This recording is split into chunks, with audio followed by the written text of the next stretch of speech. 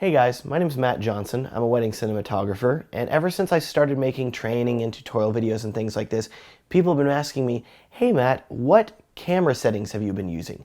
And I've made some videos. I showed what picture profile I use, and in my review of the A7S II, I talked a little bit about what lenses I use and my choices and things like that. But I've never made a video that talks about my camera settings all the way through, and I definitely haven't ever talked about my, I guess you would call them, run and gun camera settings. Now, what do I mean by run and gun filming?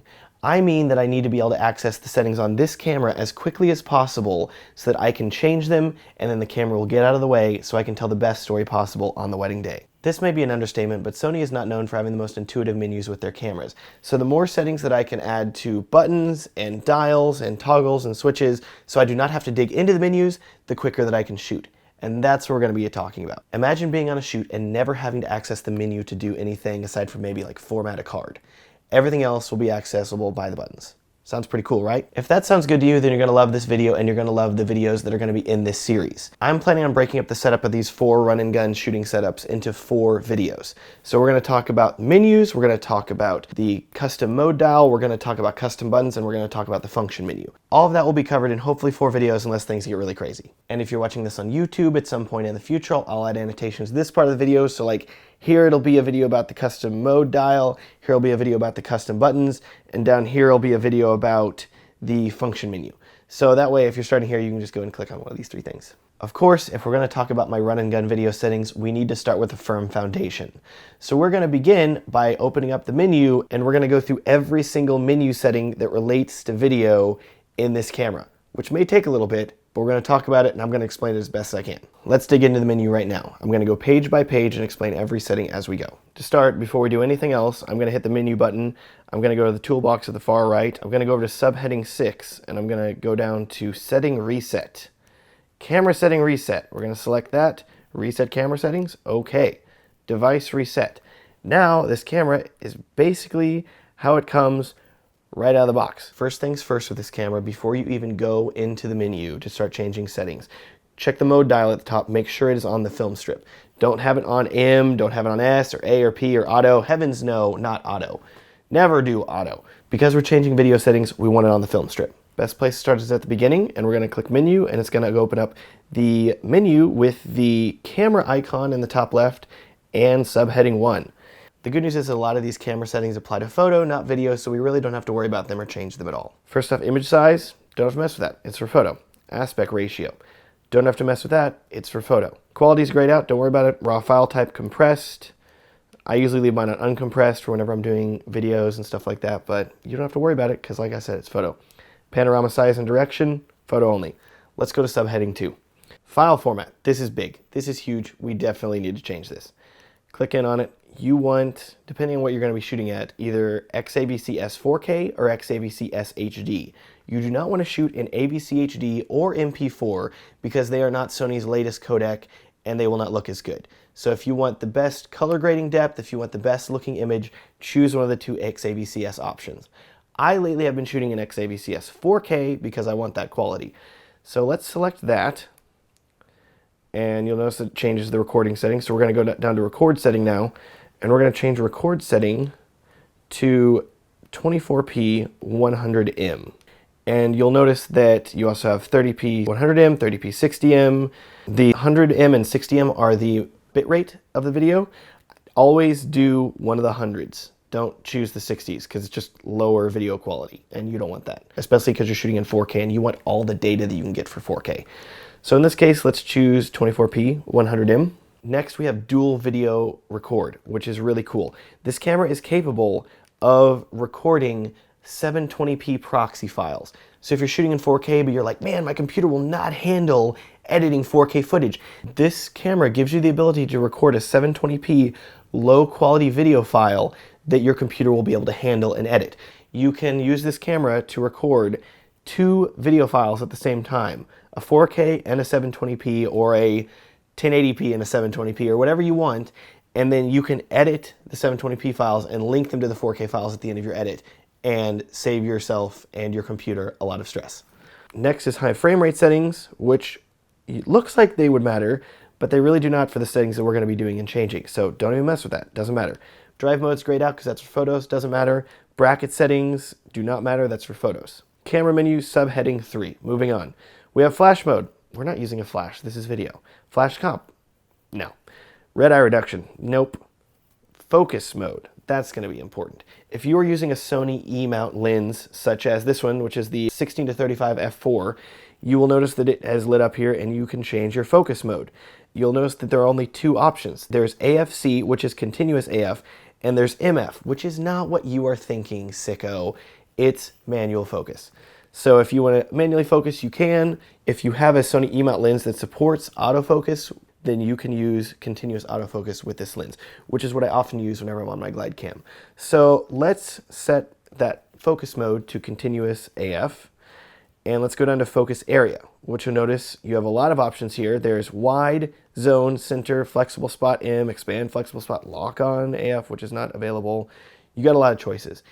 90% of the time whenever I'm shooting, it's just on wide because the camera will automatically decide whatever it wants to focus on in most of the frame, but usually I'm really wide anyways, so I just want everything to be in focus.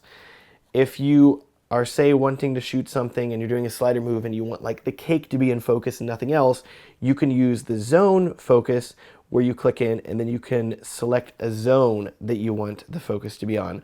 Or if you're really like want it to be very specific, you can use center or flexible spot M. You have a lot of choices. I'm going to show you a quicker way to access this menu in the function settings video, which will be video number 4. So stay tuned for that. But I will show you a way so you do not have to dig into the menus super deeply to be like, what settings am I doing? You'll be able to change this very quickly depending on your needs. So let's leave focus area on wide and let's move on to camera subheading 4. Focus settings. Clicking on this and start to wiggle the control wheel and you'll notice that that's the same settings that you had more. Now there's more of them, but it's the same settings that you just had whenever you were on focus area. So it's kind of redundant. I don't know why they do it like that. Don't worry about it right now. Just leave that alone. We'll mess with that later. AF illuminator, let's turn that to off. Autofocus is for photos. If you click down, then it'll turn on this little light at the front of the camera and it'll like flash people. It's weird. I don't like it. We're not using it anyways because it's for video. So I just turn it off. Exposure compensation, we're going to leave that at 0 because we don't need to do any exposure compensation and I expose via the metering usually and I don't have to worry about that. Next we have exposure step, which is 0.3 or 0.5, EV, leave it on 0.3. ISO, you'll notice it says auto ISO, we don't want that. And you'll notice that you click in and everything's grayed out. Why is it all grayed out? What do I do? Okay, you scroll down a little bit, suddenly you have options going up from 50 up to 100. Let's set our ISO to like 100 so it's not on auto ISO because that's gross.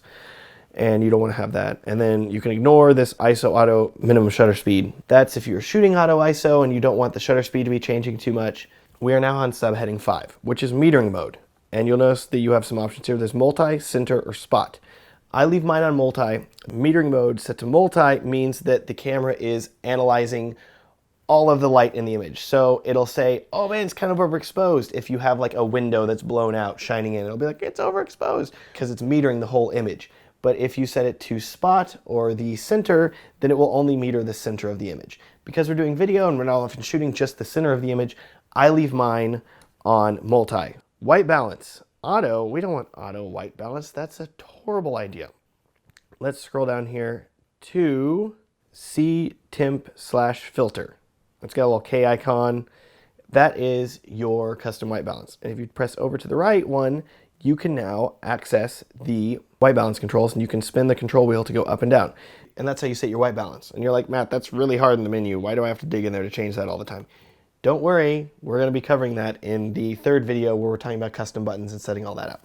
Moving on, we have DRO/auto HDR. DRO meaning, I think, dynamic range optimizer, or auto HDR, but that only applies to photos. So we're going to turn that to off. Sorry, this camera does not have HDR video built in. Creative style. This can get really weird.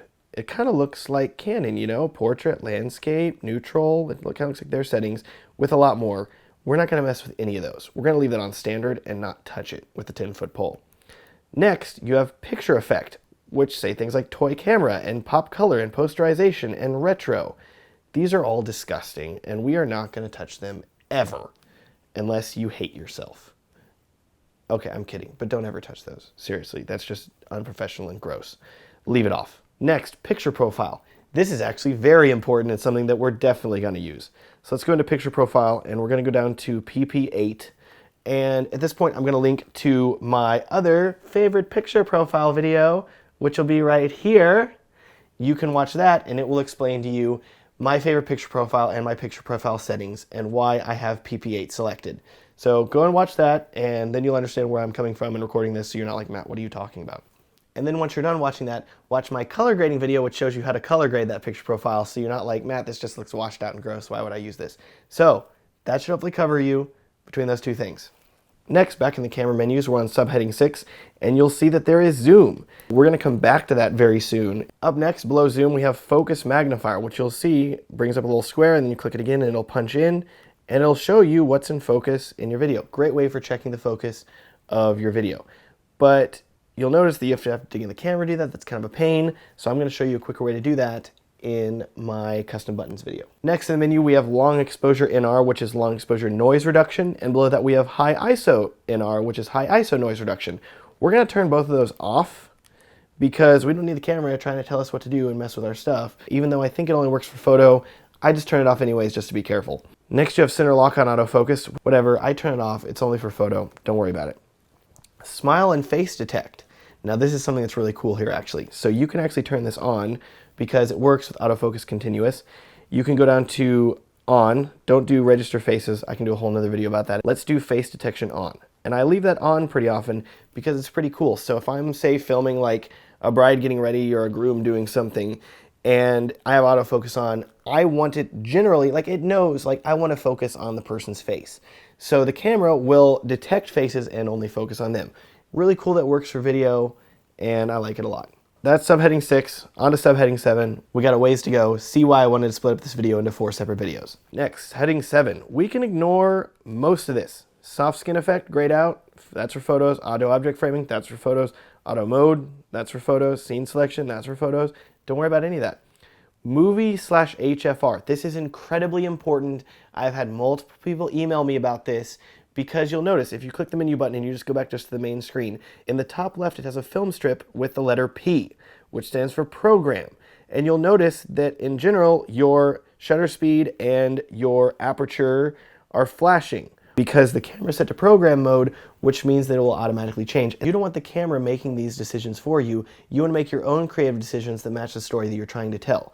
So let's go into movie/HFR, and you notice it says all these different things here, and it gives you weird like cat pictures and like ladybugs and fountains and fireworks. You want the fireworks because that's awesome, and fireworks are great.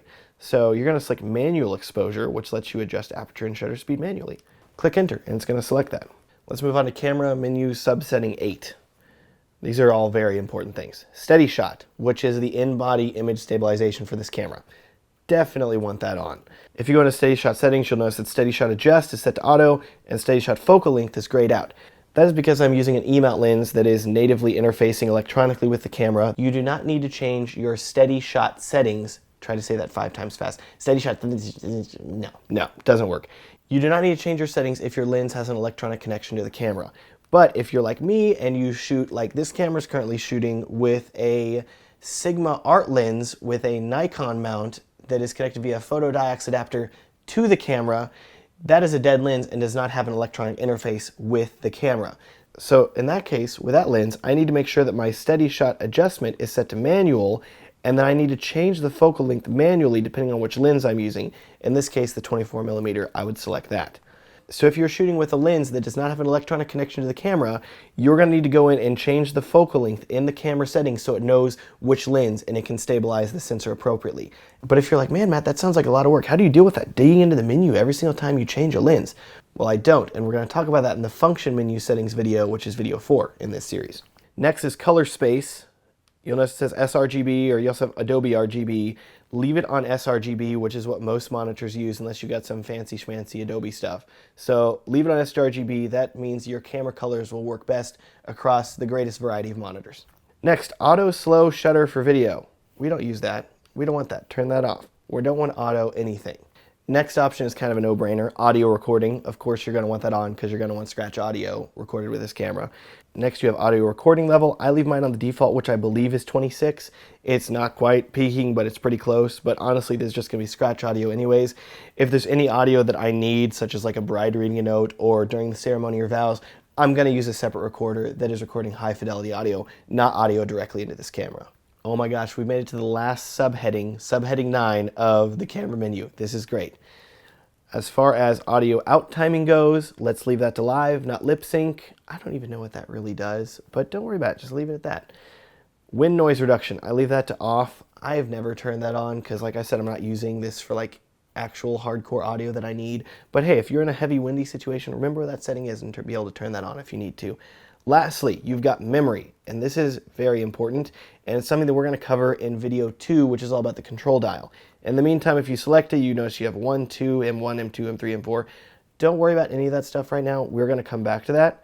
Just leave it and hit menu and go out. Let's move on and go to the gear menu icon and go down to subheading 1, which has a ton more settings that we're going to need to change. Only 7 sub-menu headings, not 9, which is good.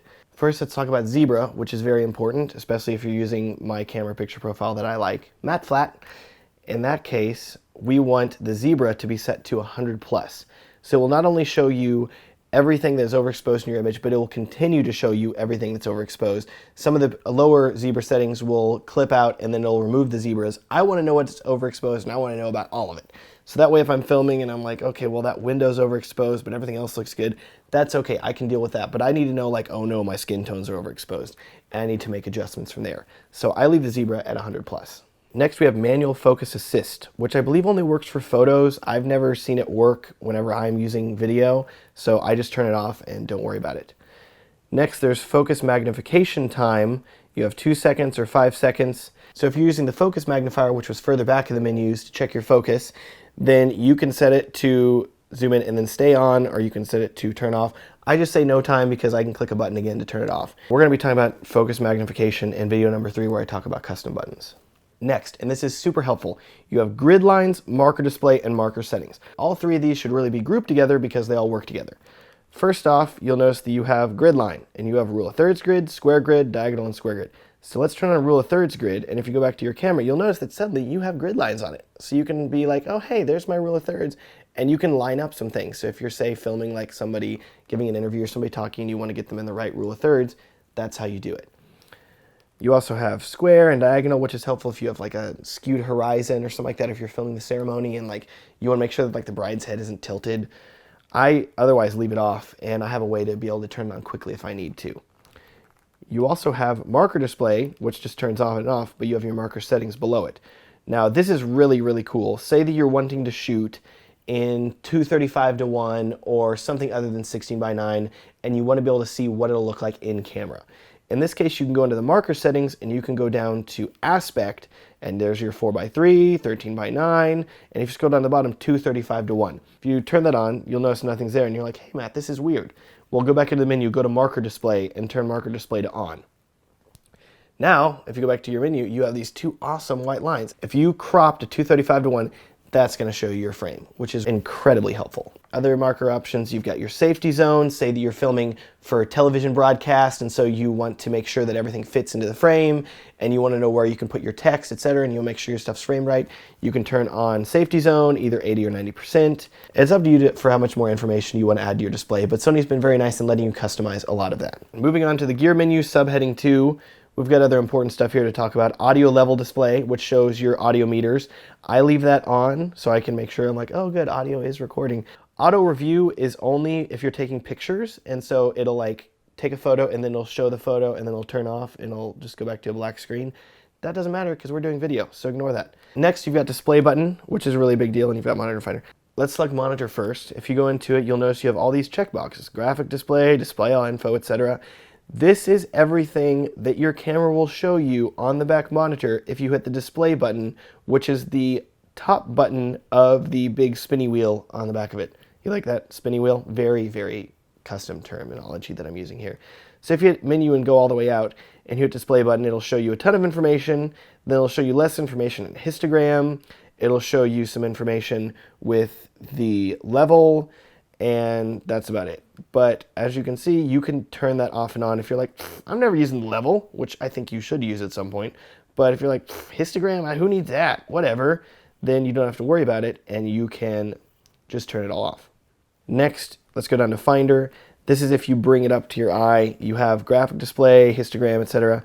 Now, I never check the graphic display box either on the Finder or on the monitor because it already has a ton of information that's already visible on the back of the screen anyways. Next, you have your peaking level, and let's be honest, everybody loves peaking because everybody wants to know what's in focus, because that's kind of important. I usually leave my peaking off because I can usually punch in to check focus, unless, say, I'm flying on the glide cam and I don't want to like touch it or something like that. Peaking is incredibly helpful to have. So you can turn it to whatever you want there in those settings. I will show you how to access that quicker in another video. Next is peaking color. You'll see you have red, white, and yellow, depending on what you want to customize. Sony is clearly not American or not patriotic because it should honestly be red, white, and blue. I do not know what they were thinking. This camera sucks. I just leave my peaking on white. Next, we have exposure set guide, which, oh my gosh, is the most annoying thing on the planet. This is hilarious, and Dave Dugdale talked about this and showed me this, so big thanks to him. You should go visit his page and check him out. Exposure set guide. You'll notice that if we go out of the menu here and we just go to the basic, like looking at the back screen, and you start changing the shutter speed, you'll notice that you have the numbers in the bottom left saying 1/60th, and then you have this massive menu that appears that says 50, 60, 50, 60. It's like, yeah, I can look at the tiny numbers. Why are you giving me this big number? So hit menu, go to exposure set guide, turn that to off, and now go back out and you'll notice that it's not giving you that big menu and it's just kind of distracting and out of the way. Okay, stay strong. Gear icon, submenu 3. We're getting through this here. Live view display. Setting effect on. Leave that alone. We're not going to use that. AF area auto clear. Set that to off. That's for photo. Doesn't matter. Pre-autofocus. Leave that on. It has to do with photo, but who cares? Zoom setting. This is important. This is a big one. Go into that. You'll notice that it's currently set to optical zoom only. Well, who wants that? We have other options. This is great. Let's turn on clear image zoom. Set that to on. And if you watch my video where I talk about how you can enable Super 35mm mode while shooting 4K with the A7S II, which I talk about right here, that video there will help you understand how to use this setting. Now that we've turned on clear image zoom, if you go back in this video and you watch the part where I talked about zoom and it was grayed out, it ain't grayed out anymore, which is awesome. Now you can access and use clear image zoom regardless of which lens you're using. Next we have Finder/monitor, and yours is probably set to auto, which is great. That way, you can tell the camera if you want it to show video on the monitor on the back or on the viewfinder. And if you bring your face up to it, it'll automatically switch to the viewfinder. The issue that I have with this is that oftentimes I will be messing with the camera and I'll be close to it and the camera will think like, oh, you want to switch to the viewfinder? And I'm like, no, I'm using the monitor. And so it gets kind of annoying because I'm trying to change settings. So I always set my monitor to manual. So that way it's always just on the monitor, we don't mess with the viewfinder. Gear icon, subheading 4. We're getting there. Release without the lens, let's disable that. Release without card, let's disable that. Priority set in AF-S. We can't use that anyways, we can't use AF-S, so it doesn't matter. AF-C, which is autofocus continuous, priority set. If you notice it's autofocus or release or balanced emphasis, let's just leave that on balanced emphasis and not mess with it. Autofocus with shutter, doesn't matter, it's for photo. AEL with shutter, doesn't matter, it's for photo. If there's a little photo icon at this point, if you haven't figured it out and it's by it, then it really doesn't matter. It's usually for photo. Subheading 5. We have silent shooting, which is really cool, but photo only. Next we have E front curtain shutter, which is electronic front curtain shutter. Let's leave that on, but it only matters for photo anyways, so who cares? Exposure compensation set, you'll notice it has ambient only or ambient and flash. Which one do you think we should use? I guarantee you we're not using flash with video, so we're going to leave that on ambient only. Reset EV comp, let's leave that on reset. I don't even entirely know what that does. If somebody comments and is like, oh, you idiot, that's how you changed all these settings. Like, I'll be like, sorry, my bad, didn't know that. It hasn't affected me in like the past year. Lastly, on subheading 5, we have face registration, which is grayed out. I can definitely do another video about that at some point, but not right now. So we're going to skip over that because it's grayed out and we're not going to mess with it right now. Subheading 6, there's something that's really important, APS-C/Super 35mm mode. Currently set to off because we have our settings to 4K, so it's not available. If you are shooting at only 1080p and you want to be able to turn this on, you can go into the menu to do it. Remember the gear icon, remember submenu 6, because unfortunately there's no way to set this to a quick toggle button to quickly go from full frame to APS-C mode. You're going to have to go into the menu every time. That's one of the few things you ever have to do. So if that's a deal breaker for you and you're like, no, I want to be able to change instantly, this camera's horrible, then, well, sorry, there's nothing else you can do. This camera, just throw it in the trash can. Next, we have autofocus micro adjust, which we're not using, that's for photo only. So let's just not bother with that at all. Lens compensation. You have shading, chromatic aberration, and distortion. Leave all those to off because that's gonna mess with everything. But it's only for photos, I'm pretty sure, so don't worry about it. Video light mode. Please don't use video lights. Please use off-camera lighting if you're gonna light anything. Don't put a big LED on top of your camera, even one that Sony makes. Let's leave that to power link and don't worry about it. Function menu setting and custom key settings. These are gonna be 2 whole videos on their own. So we're gonna skip over that. We're gonna come back to that because that is 2 in-depth things to talk about. So we're just gonna skip over that completely and move on to subheading 7. You have dial setup. F/no, SS, and SS F/no. What is that? The F/no is your f-stop and SS is your shutter speed. This is basically telling your camera, do you want the front dial to be your aperture and the back dial to be your shutter speed, or do you want the back dial to be your aperture and the front dial to be your shutter speed? Either one is totally cool, whatever you want. I've left mine at the default with the front being the aperture and the back being the shutter speed. That's just what I remember and it works well. So whatever you want, you can change it right there. Dial EV comp, which is your exposure value compensation, I believe. Just leave that off, don't mess with it. This is fine as it is. Zoom ring rotate. Well, this lens doesn't have the ability to automatically do that. If you do have a lens that is capable of having the camera operate the zoom ring as well, I'm assuming that option will be available, but unfortunately I do not have that. If you want to mail me one though, I'll take it. Movie button. You have the choice of always or movie mode only. So do you want it to start recording if you're only on the film strip or if you're on any of the other settings? I leave mine set to always, so in the off chance that for some reason I'm in manual mode and something important's happening and I'm like, oh no, I don't have time to switch, I can just hit record and it'll start recording. Dial/wheel lock, which I think is this back wheel, instead of having a switch like on Canon cameras where it'll lock or unlock the wheel, this is in the menus here. So I just leave mine unlocked so I can spin the wheel and it will actually change settings. And that is the gear dial portion of the camera settings menu. It's all downhill from here, I promise. Let's go on over to the little square with the Wi-Fi lines coming out of it. All that stuff there. Send a smartphone, send a computer, one touch NFC. Unless you are using it with your camera at that exact moment, you do not need it on. So I always go to airplane mode and I turn airplane mode on, which grays out all of those options. Because from what I've read, the camera having all these radios turned off will keep it cooler and will increase your battery life. So let's definitely leave airplane mode on because we need all the battery life that we can get with this little camera. Subheading 2, you have WPS push, access point, display MAC address. This is all your Wi-Fi network stuff that you will use if you are, say, downloading apps or connecting to things. So as long as you're in airplane mode, you don't need to mess with anything on subheading 2. Moving on to the square icon at the top with the little squares inside it, you have your application list and introduction. Let's go into application list. On mine, I have the time-lapse app installed, Play Memories, camera apps, application management, and smart remote embedded. I'm not going to go into any of this right now. If you want to in the future, I can make a video about the time-lapse application, how I use that whenever I'm filming weddings. But as it is, if you want to download some apps, that's how you access them in the camera. Don't worry about it otherwise though. Let's back on out of there and go on to the big play button heading in the top. You'll notice at the top of subheading 1, you have a delete option. This is only good if you are looking at a photo and you bring up the menu, then you'll be able to delete it. But as it is, you probably don't want to delete anything. You have your view mode, which shows how you can organize how you view your images or videos that you're recording. I just leave mine on default date view. You have your image index, which is grayed out. Next you have display rotation, which you should definitely set to manual because it only applies to photos.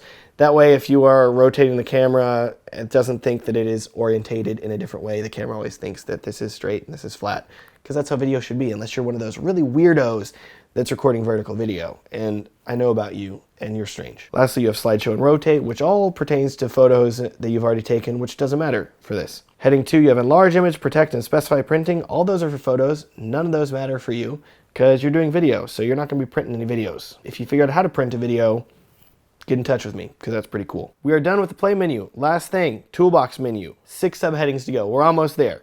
First off, we have monitor brightness, which I always set to manual and then I adjust if I need to. So if it's really bright outside, then sometimes I'll put it up to like +2 so I can actually see the screen. But if it's really dark and I don't want to like have the screen be too bright and distracting, I'll turn it down to -1 or -2. But usually I leave it at the default 0. Now some people may say like, well Matt, how can you tell your exposure if the screen's too bright and stuff like that? I don't use the screen brightness to tell me the exposure. I'm using the in-camera exposure monitoring and the zebras to tell me what is overexposed in my image. So I do not have to worry about the brightness of the monitor affecting that. Next you have viewfinder brightness, which will let you change how bright the viewfinder is. I usually leave that to auto because I don't really use the viewfinder. You have finder color temperature, which will let you change the color temperature of the viewfinder, which is kind of weird and not something that I use. So just leave that at 0. Gamma display assist. Oh gosh, this is wonderful. I love gamma display assist. If you select this, it will automatically add, just to your screen, not to the finished video, a LUT that will increase the saturation of your image. So that way you can check your image and see if it is properly white balanced or not. What I will do is I will often be recording in my matte flat picture profile, and I'll be in a room and I'm like, what white balance is this? Is it 3200 or 38 or is it somewhere in the middle? I will turn on the gamma display assist for S-Log3 and it will tell me what my current white balance looks like, so then I can tweak it if I need to. But that said, I usually leave gamma display assist off unless I'm checking my white balance. Next we have volume settings, which is how loud the dinky little speaker in this thing will be whenever it's playing audio. I usually leave my volume at 0 because I don't want there to be audio playing and have people be like, what's he doing over there? Weirdo, stop watching videos. It's nice just to have it at 0. You can always turn it up if you want to. Audio signals, I have that turned off. Let's move on to heading number 2. Tile menu.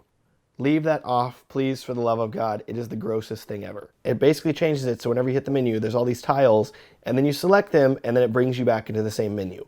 So it's just kind of a redundant thing that you don't need at all. Leave tile menu off. Mode dial guide. If you leave it on and change things to the mode dial, it's going to bring up this nice little pretty image description thing of what each setting is. But I hope that you're a professional and you already know what all those modes do, so there's no need to have a little guide tell you. It's nice to turn on if you forget. Delete confirm. You have cancel first or delete first. So if you are going in and deleting an image or a video clip, do you want cancel to appear or do you want delete to appear? I prefer to leave it on cancel just in the off chance that I accidentally hit the delete button and then I accidentally like press enter. It gives me like one more fail-safe because I'm not a person to ever like delete images or video clips on the day of. I just leave it all and then I'll go through it in post. That way I'm not like, oh man, that actually was a good clip. It just removes all that stress on me. So I just leave delete confirm on cancel first. Display quality. You have standard or high. This makes everything slightly sharper, and maybe it would matter if you're using like a big monitor and you wanted to be able to like check and see. But as it is, for the size that it is, I just leave mine on standard and it's fine. Power save start time. This is how long your camera's on and not recording without you touching it before it shuts off to save power. I leave mine on 5 minutes because I'll leave my camera alone sometimes and I'll come back to it, but usually if I'm not recording, I just turn mine off. Subheading 3, all right, NTSC/PAL selector. Are you in America? Then use NTSC. Are you in Europe? Use PAL. Cleaning mode. That's very helpful if you want it to violently shake the camera and clean the sensor. So turn on cleaning mode if you need to. Demo mode, don't use demo mode. What are you doing, put it on display in like a store? No, leave it off demo mode. Timecode/UB settings. All your timecode presets and settings in here under 2 headings. I don't use timecode, so I don't mess with any of this, but if you are using timecode, nice to know those settings are there. Remote control, leave that off. If you do get a remote control so you can control this camera remotely, then by all means turn that on and use it, but I don't need it. HDMI settings, this is for HDMI out if you're say recording to like an Atmos Shogun or something like that. And here you can change your HDMI resolution, the frame rate output, the info display, timecode, everything that you would possibly need is right there in HDMI settings. In my case, I don't use an external monitor recorder, so I don't worry about any of those. Subheading 4, we have 4K output select, which I believe is related to the HDMI settings, but mine is grayed out, so unless you're using that, you don't have to worry about it. USB connection, you have auto, mass storage, MTP, or PC remote. I just leave mine at mass storage. If I'm plugging mine in, it's usually because I want to copy files, but if you're wanting to do like remote tethering video or something like that, which you're not going to be using for run and gun, just leave it on mass storage and don't worry about it. USB LUN settings, set that to multi. I remember that I needed to do that once. I don't remember why, but hey, there you go. USB power supply, leave that on. So if you say you want to use like an external battery or something like that, you can plug it into the USB port. Next we have language. I'm gonna let you figure out what language works out best for you. If I could recommend something, I recommend full Japanese, because that way you not only get to use this camera to film beautiful videos, but you learn a new language while you're doing it. Or at the very least, you just curse at it and you don't understand anything. Pretty great. Date and time setup. Come on, you should know what time it is. You should know that. So I'm going to let you figure that out for yourself. On to subheading 5, area setting. This is where you set your time zone. So in my case, I'm in like Chicago/Mexico City. They don't give like a Texas option or a Dallas option. I don't know why they don't like me. So the camera either thinks I'm in Chicago or Mexico City. One of those two options. Copyright info you can put in, so if you say like lose your camera or something like that, somebody can display the copyright info and be like, oh yeah, it's Matt Johnson's camera. Thanks, man. I'm gonna keep it. Next you have format. Please tell me you know what format means. I'm not gonna explain it. File number, reset, meaning every single time that you format the card and you put a new card in, it's going to start off your file number back at 0. So 0001, 0002, etc. If you set it to series, then whenever you put in a new memory card, it's going to start the file number at the last number that stopped.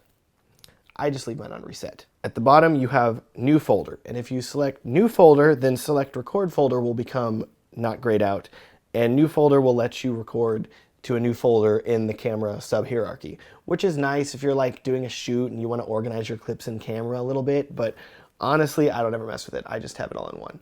So don't worry about that. Subheading 6, the last subheading, guys, we're almost there. You have folder name, which is standard form, and that relates to the folders that you're going to create back there. Don't worry about it. Recover image database. This is incredibly useful. Whenever the A7S II is recording videos, it uses an image database, and it says like it's just organizing like for the camera hierarchy, like here's the video clips, here's the metadata for them, here's the audio, here's how it all syncs up together. It uses the image database for that. Sometimes if you ever have like your memory card fail, which has happened to me, or you have your batteries fail, which has happened to me, the image database can become corrupted, which do not panic, do not freak out. I've had friends like, no, it's all lost. It's not all lost. Don't worry about it. It's still there on the camera. It's okay. You can click recover image database and the camera will go through and figure out its file structure again, and your video files will be safe and sound. So if you ever have an issue, click recover image database and try not to cry. Next you have display media info, which will basically tell you how much recording time is left on your memory card, which is kind of redundant because it already says that on the main display. But if you want to be able to get to it, you can. Version will tell you the version of your camera. Setting reset is what we did at the beginning of this video, which resets everything. And that is all of the camera menus for the Sony A7S II. Not exactly the most intuitive or easy to get through, but hey, we did it. Good job. I'm so proud of you for sitting through this thing with me.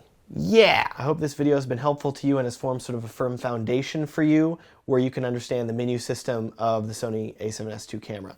I know that it is not the easiest thing to do, but rest assured, the next 3 videos that I'm going to be making cover the mode dial, the custom buttons, and the function menu. 3 things that mean that you never have to access the menus again. So now that you've been through that once, you don't have to go through it again, which is totally awesome. So please stay tuned for those. If you have any questions about the menu system or I wasn't super clear about something, please feel free to leave me a comment below or send me a message through my website, WhoisMatt.com. You can also check out my wedding film production company, Filmstrong Productions, at filmstrong.com. Thanks and have a great day.